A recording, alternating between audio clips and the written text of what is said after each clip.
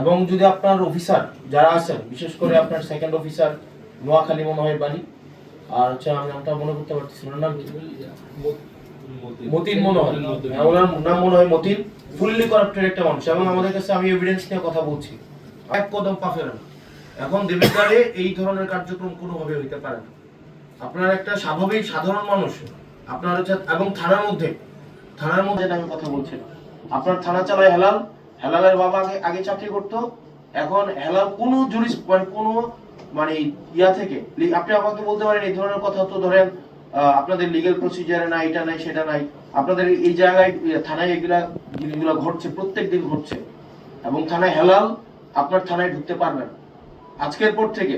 আপনার থানা চালাবেন আপনি, আপনার থানা আপনার আইন অনুযায়ী চলবে, এবং থানার যারা সদস্য তারা হচ্ছে আপনার যারা আইন শৃঙ্খলা বা পুলিশ আছেন, আপনার আন্ডারে যারা পুলিশ আছেন তারা হচ্ছে আপনার থানা চালাবে।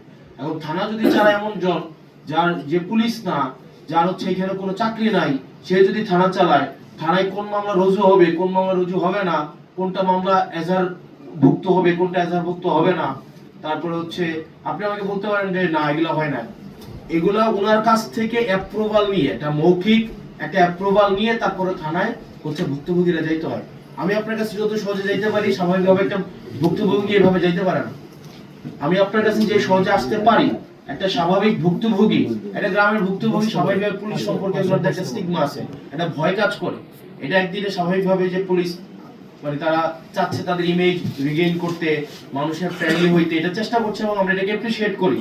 কিন্তু স্বাভাবিকভাবে একটা গ্রামের মানুষ যখন দেবিদ্বারে আসে, বড়কান্থা থেকে, ভানি থেকে, সুলতানপুর থেকে, এটা স্বাভাবিক একটা গ্রামের মানুষ, আপনি যে কেসের যে জিনিসগুলো বলছেন এগুলো দেখবেন, স্বাভাবিকভাবে অর্থনৈতিকভাবে যারা একটু একটা লিমিটেড একটা পর্যায়ে জীবনযাপন করে, তাদের মধ্যে কলহগুলো বেশি হয়। আপনি দেখবেন যে অটো চালক, সিএনজি চালক, তারা যখন থানায় যায় দেখা যায় বেশিরভাগ ক্ষেত্রে তাদেরকে হয়রানি করে। এখন স্বাভাবিকভাবে পুলিশের কাছে যাওয়ার আগে কিন্তু এক ধরনের পুলিশ আছে যারা হচ্ছে অচাকরিজীবী পুলিশ,